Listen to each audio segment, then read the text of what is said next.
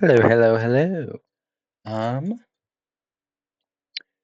so this is the video for the stem. Final decision. It is not going to be combined with the final assembly. But before we get started on the actual process of things, I wanted to go over this using the little animation thingy again. Take a look back.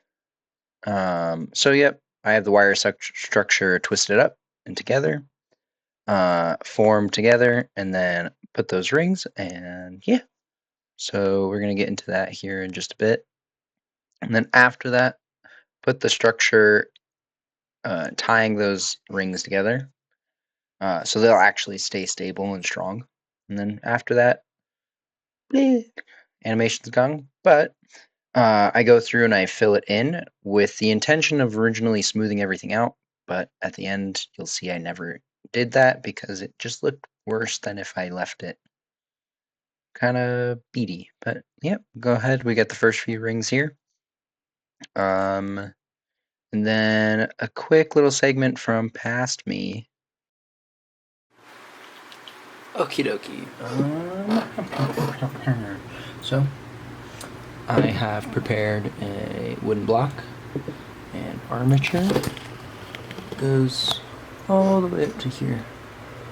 Although probably gonna clip some of this off. Still needs some shaping. I want to take this section, bend it this way, and then curve a bit harder here. And then I'm going to curve again the opposite way. And if I check my reference right here,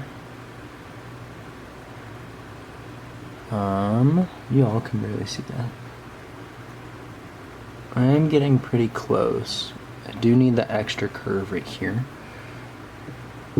which of course, the way this looks now, should be right up here. Right here is where the flower is gonna go, which, I don't know. I've never built a sculpture like this before, so I'm not entirely certain how this is all gonna turn out.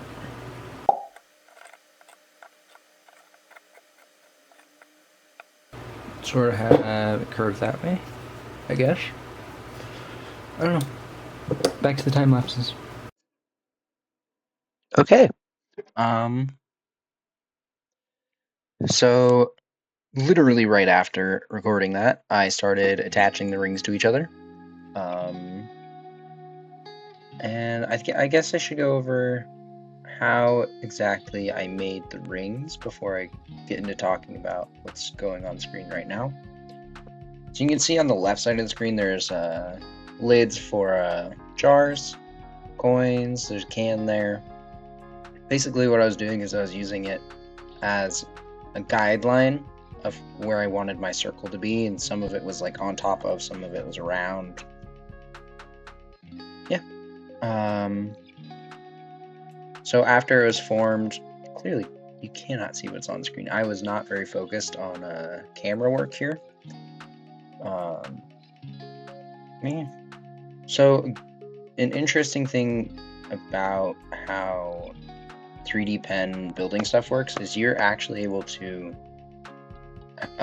form a significant distance with nothing but air, as it's just feeding out and attaching things together. And if you hold it there for a little bit, it will dry and be a more solid structure, which is how I accomplished most of the attaching here. Is I'm just attaching enough points to where it feels solid and I can keep stacking.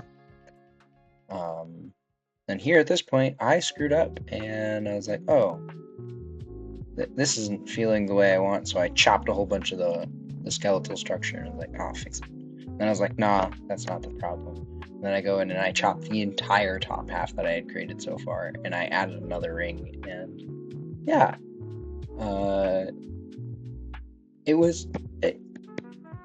things like that make me glad I'm working with plastic filament.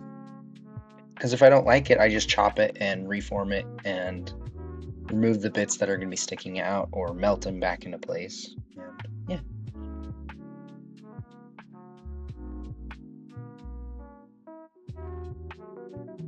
Making some more rings here. You can see on the wire right now, there's a wire attached to it. And at the end, you might, well, I don't know if you can see, there's some LEDs up there at the top.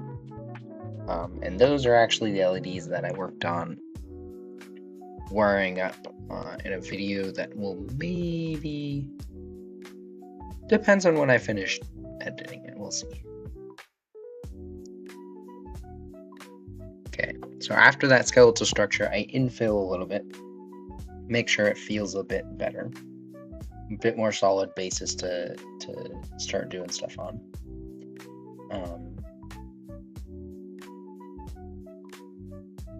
Yeah.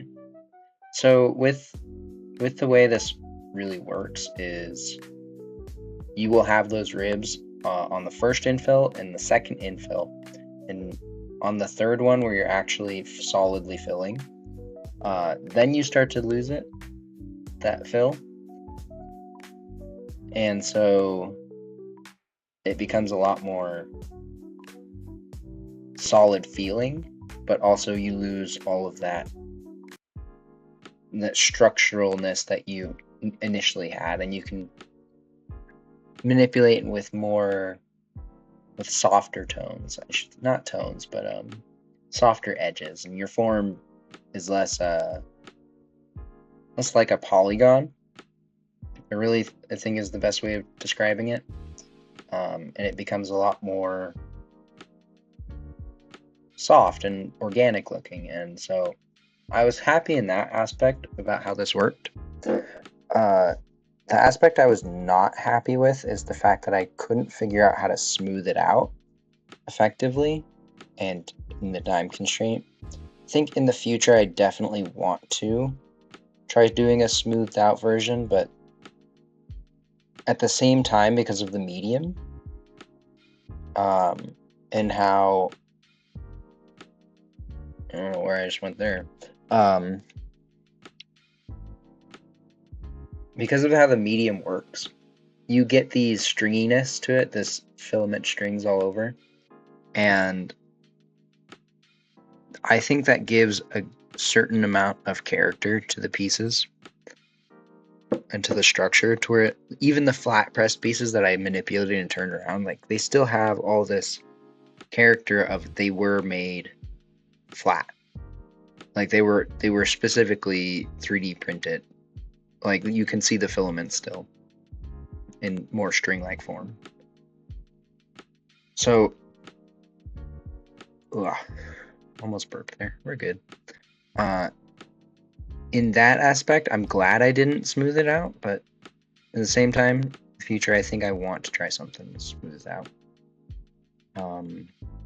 While making this, actually, because of the way I filled it, I learned something new about how you can fill using the 3D pen, to where it wants to create spiral patterns, just like if anyone ever poured out a bottle of honey or syrup or something else that might be able to be relatable.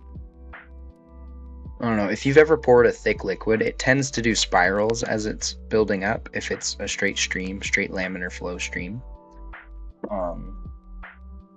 And the 3D pen is no different from this. And so when I was building this, I got the idea of making a tree where the leaves actually utilized that to mimic many different petals, even though that's not entirely realistic. It mimics detail, and it's, whenever you're making anything, faking detail is probably the best skill you could use. Yeah.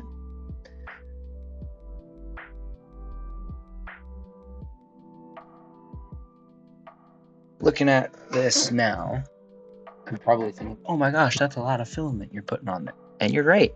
I think filament-wise, this green filament, this shiny green filament, I used probably, I want to say 2 pounds of it between this and the leaves, and attaching the leaves onto it. Because I think it's a 5-pound roll, and I have about 3 pounds left. I used a lot. I'm very glad I went out and bought some more green filament for this project.